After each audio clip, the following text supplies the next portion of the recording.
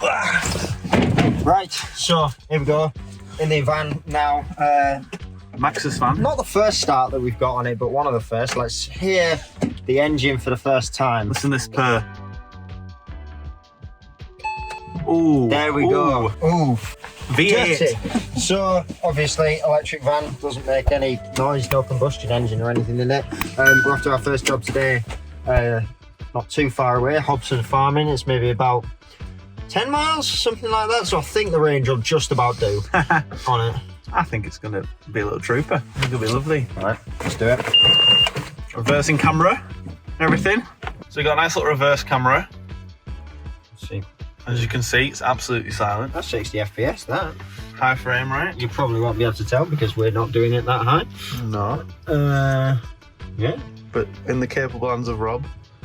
So the main thing that I think is the takeaway for this thing is how quickly it actually just pulls. You'll have seen a little video that Cam's done. I'll put this in the video in a second.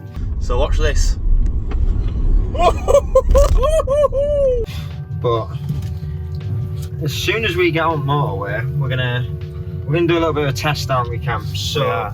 What we've read is the 0 to 60 is 11 seconds. 11 and a half. 11 and a half. 0.5 makes all the difference. Yeah, exactly. So what we want to test is, well, it's how quickly can you get up from 30 to 70 is what we're really looking for, isn't it? So 0 to 70. 0 to 70, well, sure, if we're fancy it. But if we're going from a standard, 30 mile an hour zone and then we get on dual carriageway, how fast can we go from there? One thing I did find interesting is there's basically a button on the other side of Rob there, and what it does is basically it's like energy recovery. So if you have it high, it slows down on its own quite a lot, and if you have it low, it just kind of rolls. So it's doing it there. We'll give you a little example here. So if you can point it out to the front, just see. So we're about to come up to a junction here, and Rob's not going to brake, so he's just come off accelerator. So I'm now not braking at all. Down to 20.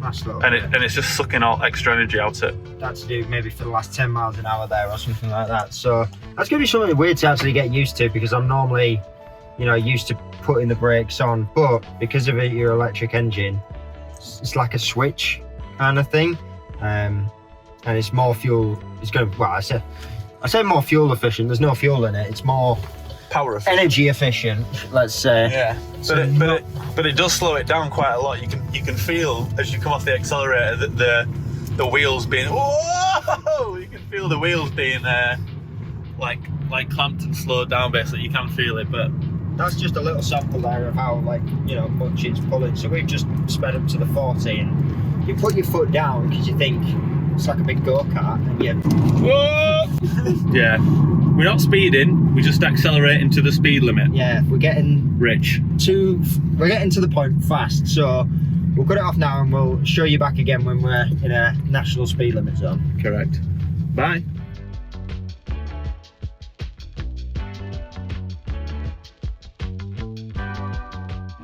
So we're just going to quickly show you whilst we're stopping here. If Rob presses this button here, it'll cycle through. So energy recovery high, and then medium, and then low. But we're going to put it on high, I think, for this. We got told by the guy who gave us the van that apparently you should just stay on high at all times. Are we on that road there? No. So this guy's got a big rope trailing out the back of his van, and if we run over it, he ain't going anywhere. Yeah. We're trying to shift a couple of pounds here at EOS, but And down there's Clapham Commercials, who sorted his van out. Yeah, big shout out to them now. So it's sort of like the idea of what we're saying, that the brakes will come on now if Cam looks here on the dash. So to start with, let's just have a look at there. So as you see there, the brakes coming on. So we've got this little power indicator on here, and it shows how much power we're using now. So as we're accelerating, and it's accelerate faster, it uses more power. But if I let off, it goes into the green. And that means it's harvesting, basically. Yeah, it's becoming more fuel efficient, let's say. There it is there. It's less because I'm braking there. It's just like engine braking, but it's beneficial, basically, isn't it? Yeah, and the idea of using your brakes less, so it's more efficient when you're here. We're still learning loads about this car. I'm sure we'll be doing loads of research over the next thing, because we're doing a short journey now where we don't have to think too much about, I guess, mile saving and stuff like that. Yeah, there's a good what's it called, Zap Map. So there's something called Zap Map basically, and we can use that for like planning journeys ahead of time. So it lets you know where the rapid chargers are, fast chargers. Surprisingly, what we saw over a quick glance is around London there's lots of the slow chargers. Yeah, there's lots of all of them in London. But most journeys, like say for example we went to Cardiff the other week, if we went to Cardiff and this, it said one stop, didn't it, pretty much? It said one stop just outside of Birmingham, pretty much. Birmingham area, something like that. Yeah, so most journeys we do, it should hopefully be a case of a half an hour, 40-minute stop, which we do anyway, to be fair, usually. When you think about what you're going to be doing for stopping and fuel, you're not just stopping for fuel, you're going to the toilet, you're having some food, a coffee, you know, if you smoke a cigarette break, and then you end up spending about half an hour there anyway. Yeah. So it's not like a massive detour. You might spend 15 minutes there longer than you wanted to, but you know, it's more about forward planning, I think. So we'll have to see. But yeah, we've got a whole lot of buttons here. Nice big display as well, which is nice. We'll do a big full walkthrough of the entire van when we've got time to do some stationary things. We're coming over the weekend. We'll be rigging this out as well, so it's ideal for us on the media team. Yeah, gonna get loads of battery chargers, which might take a bit of range off us, but who cares? I mean, we'll stick a diesel generator in back if we need it. So yeah, we'll catch up with you in a moment. Just on the road, should be there soon.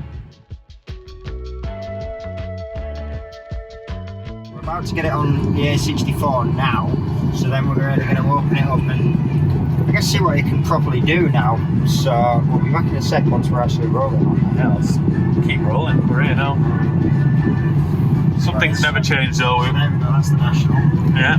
So let's just engage it.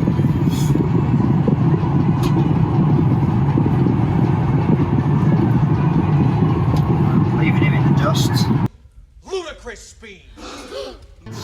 Here's cruise control. It's giving you an idea of how, I guess, how much consumption you're using. So we're going to sit there at 70 miles an hour. That's the national. I know this is probably about a 3-mile road or something until we turn off. So we're going to see how much it says. We're on 130 now. We've just gone down to 129. And that wasn't a mile. And that wasn't a mile. It was maybe 300 meters. Yeah. But now we're cruising at 70. So maybe like a car, you know, when you're doing consistent speeds, you're actually using less of a power consumption, a fuel consumption, so maybe it's the same here. So when we get off this road, I'll tell you how much we've done. And how many miles we actually went. Yeah, so what they said we were supposed to be doing, and then true. So we do have the aircon going as well, because it's quite hot today.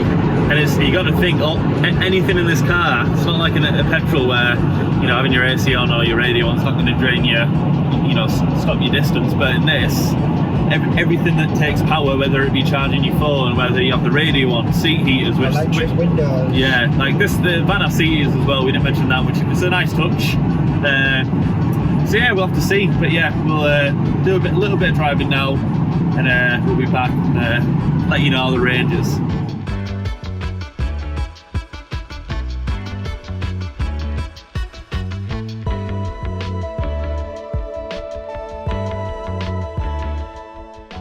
Like a gear stick, you've obviously just got your handbrake there, brand everything, that's smart. Of course, it's not a combustion engine, so there's no gearbox or anything like that. It's just a little toggle, basically. Less things to fix, I guess. You know, less things that can go wrong. You don't have a clutch, you don't have a... It's like a go-kart, isn't it? It's like a really powerful go-kart. Yeah, but obviously Bluetooth was the first thing we sorted out on this car. So yeah, we just pulling up to the job now. So yeah, we'll be back. Yeah, whenever. We'll be back at some point. Yeah. We'll see it. We'll make sure we don't leave lights on or anything when we go into this job, because that's one thing we're quite nervous of. If we leave something running, we might Drain the battery. exactly, and then we come back in after a shoot and we're thinking, oh, I can't wait to get home. The most important button in this van though, Rob, the one thing we've not covered is if you just look up above our heads here, so that button says SOS. That's basically your panic button. So If it all goes Pete Tong, and run out of battery, then yeah, you've got a backup. But yeah, we're just Dobson's farming now. Gonna film some carrots and cameras. and security here, so we've obviously been back with these guys. Bloody hell. If you're looking to hire out the media team, get in touch, you know. Yeah.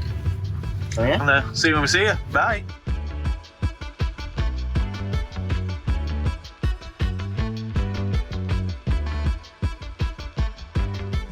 So we're just leaving site now. As you can see, we're letting Cameron have the drive. Still got this on.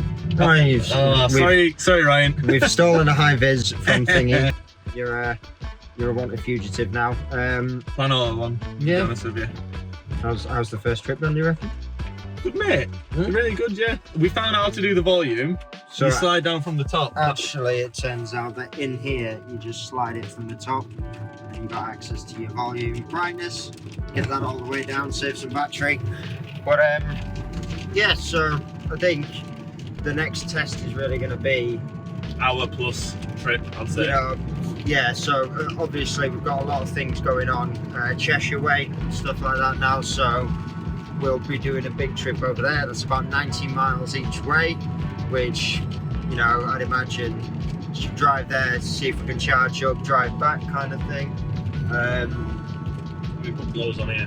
Just thinking- Windscreen's fogging up. We've not No, quite no, figured no. a lot of this out yet. Okay, Is that it? That's That looks it. about right, yeah. it looks right. It looks right. Turn AC off. No, it used to be on, didn't it? No, but we want This heat is on. pretty much how most of mine and Rob's journeys go, just arguing over AC and music and where we stop for food. And you're going to get this every single week now. It's So, like you're going to be in the van with us. yeah, Can't wait. you'll never want to be in the van ever again, No. basically. It's gone well though, yeah, so yeah, next long trip will be the true test of its muscle, but we're getting used to it. It's been a nice little journey just to get to grips with electric cars generally, because you've never drove one before this, have you? No, this is my first experience of it as well. So both of us have gone from, you know, 2-door, 3-door hatchbacks basically, isn't it? So I'm also giving directions at the same time here, so you want to be in this lane here. It's going well. See, directions as well is usually a big part. Yeah. But yeah, I'm sponsored by Maxis now, as you can see with my hat, so really proud of the partnership I've managed to get with them. Buy a Maxis van. Straight on this roundabout. Keep going in this lane. Yeah. Straight on this lane, and then you want to go third exit. Third exit. So back over that way. Yes, right. Lovely. But yeah, it's gone pretty well. I know we're just saying the same things over and over again now, but it's a nice little van. The accelerator, I just can't get over the acceleration of the thing. Like that was not my main. Oh, what are you doing, mate? That was road rage as well, played a big part. But yeah, that was like my main thing. I was umming and ahhing about. But honestly, it accelerates faster than my 1.2 Polo. Look at us go now. Yeah, like look, it's absolutely mad. I just can't get over it. We're just touching 60 now. There's the kit just all gone flying in Flying the out back the back as of well. doors. But yeah, the range is now the only thing I need convincing of. So a lot of you guys out there, you might be like, oh yeah, it's all well and good that it flies off the mark, but how long can it do that for? Does flying off the mark kill the battery quicker?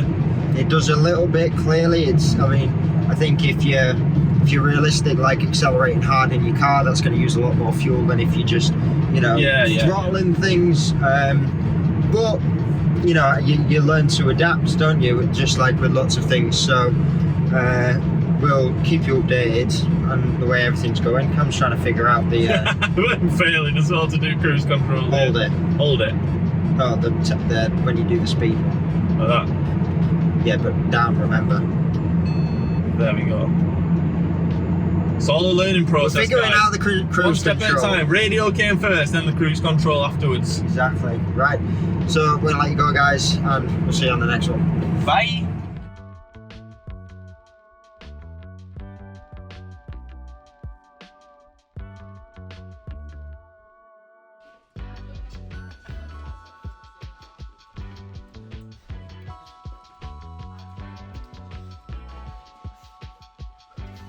Let's go.